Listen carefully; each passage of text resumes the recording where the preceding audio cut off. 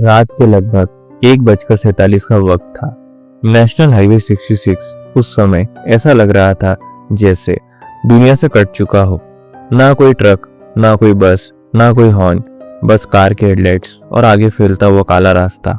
हवा में अजीब सी नमी थी, ऐसी जो स्किन पर नहीं बल्कि दिमाग के अंदर महसूस होती है। अर्जुन स्टीयरिंग पकड़े हुआ था। उसकी आंखें लाल थी, बार बार ब्लिंक कर रहा था, लेकिन नींद हट नहीं रही थी। 7 दिन की गोवा ट्रिप, अल्कोहल, कम नींद और लंबी ड्राइव सब मिलकर उसके रिफ्लेक्सेस स्लो कर चुके थे। पीछे बैठा सिद्धार्थ गर्दन एक तरफ झुकाए ऊँग रहा था। मोबाइल हाथ में था, लेकिन कब का डेड हो चुका था। मीरा खिड़की से बाहर अंधेरे को घूर रही थी। उसे लग रहा था जैसे रोड खत्म ही नहीं हो रही है। राहुल बार बार रियर व्यू मिरर देख रहा था, बिना किसी वजह के, लेकिन दिल में एक बेचैनी थी, जैसे कोई अनसीन प्रेजेंस उनके साथ साथ चल रही हो। ऑनेस्टली बोलूं तो एक स्ट्रॉन्ग चाय मिल जाए ना तो मैं जिंदा हो जाऊं, अर्जुन ने लो वॉइस में कहा। उसकी बात खत्म भी नहीं हुई थी कि रोड के एक कर्व पर एक पीला बल्ब टिमटिमाता हुआ दिखा। हाईवे से थोड़ा अंदर ट्रीज के बीच एक पुराना सा ढाबा खड़ा था। बोर्ड आधा टूटा हुआ, पेंट उखड़ा हुआ, शिव शक्ति चाय एंड नाश्ता। नाम पढ़ते ही मीरा के अंदर कुछ अजीब सा हिला। गाइस, पता नहीं क्यों मुझे ये जगह अच्छी फीलिंग नहीं दे रही है, उसने कहा। राहुल ने हंसने की कोशिश की। ओवर थिंकिंग बंद कर, चाय पीकर निकलते हैं। लेकिन अर्जुन ऑलरेडी ब्रेक लगा चुका था। ढाबा के सामने सन्नाटा था। कोई दूसरी गाड़ी नहीं, कोई आवाज नहीं, बस बल्ब की वीक लाइट और कई दूर से आती झिंगुरों की आवाज। जैसे ही चारों अंदर घुसे, एक स्टेल सी स्मेल आई। गीली लकड़ी, जली हुई चाय पत्ती और कुछ ऐसा जो रोटन नहीं था, लेकिन लिविंग भी नहीं लगता था। काउंटर के पास एक बूढ़ा आदमी खड़ा था, बहुत पतला, पीठ झुकी हुई, सफेद शर्ट और गंदी धोती में।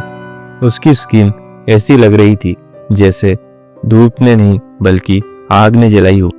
उसने पलटे बिना कहा, जल्दी पी लो, सुबह होने से पहले यहाँ से निकल जाना चाहिए। उसकी आवाज में डर नहीं था, वार्निंग भी नहीं, बस सर्टेनिटी थी, जैसे उसे पता हो कि जो नहीं निकलेगा उसका क्या होगा। सिद्धार्थ ने हल्का सा मजाक किया, अंकल इतनी जल्दी क्यों? बूढ़े ने कोई जवाब नहीं दिया, बस भट्टी की तरफ चला गया। वे बैठ गए। ढाबे के अंदर अजीब डिटेल थी। दीवार पर टंगा क्लॉक चल नहीं रहा था, टाइम वहीं रुका था, 2:10 पर। मीरा की नजर कैलेंडर पर गई, 2017। उसने सिद्धार्थ को दिखाया, या ये कैलेंडर काफी पुराना है। ढाबा है, म्यूजियम नहीं, सिद्धार्थ ने शुरुआत किया, लेकिन उसकी आवाज में कॉन्फिडेंस नहीं था। चाय आई, स्टीम उठ रही थी। सरप्राइजिंगली चाय बहुत ज्यादा अच्छी थी, कंफर्टिंग, ऑलमोस्ट एडिक्टिव। राहुल ने हंसते हुए कहा, लास्ट चाय स्टॉप का मेमोरी तो बनता है। और उसने फोटो क्लिक कर दी। फ्लैश चमका और उसी सेकंड बूढ़े ने सिर उठाया। उसकी आंखें खाली थी, ऐसी जैसे उनमें कभी नींद नहीं आई हो। बस निकल जाओ, उसने फिर कहा। इस बार उसकी आवाज थोड़ी भारी थी। मीरा अचानक पैनिक हो गई। गाइस, प्लीज, मुझे सही नहीं लग रहा। बिल देने गए तो बूढ़े ने बस कहा, रहने दो, मेहमान हो। उस शब्द मेहमान में कुछ ऐसा था जो नॉर्मल नहीं लगा। वे जल्दी जल्दी बाहर निकले। जैसे ही कार स्टार्ट हुई, ढाबे का बल्ब एक पल के लिए बहुत तेज चमका और फिर पूरी तरह बुझ गया, जैसे कभी था ही नहीं। सुबह की हल्की रोशनी फैल चुकी थी।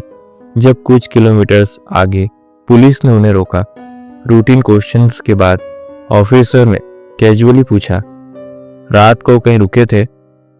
अर्जुन ने ढाबे का नाम ले लिया। ऑफिसर का फेस इंस्टेंटली बदल गया। कौन सा ढाबा? नाम सुनते ही उसने गहरी सांस ली। वो ढाबा 2018 में बंद हो गया था। गैस सिलेंडर ब्लास्ट हुआ था। ऑनर शिवराम, उसकी वाइफ सरला और उनका छोटा बेटा राजू, तीनों वहीं जलकर मर गए थे। मीरा के हाथ कांपने लगे। राहुल ने ट्रेमलिंग फिंगर से मोबाइल निकाला और फोटो खोली। स्क्रीन पर चाय के कप्स के पीछे एक पांचवी शेडो नहीं बल्कि 3 फेंट आउटलाइंस दिख रही थी। एक आदमी, एक औरत और एक बच्चा। ऑफिसर ने आगे बताया कि शिवराम उस रात भी सबको बार बार कह रहा था, जल्दी निकल जाओ। सिलेंडर लीक हो रहा था, उससे स्मेल आ रही थी। किसी ने सीरियसली नहीं लिया।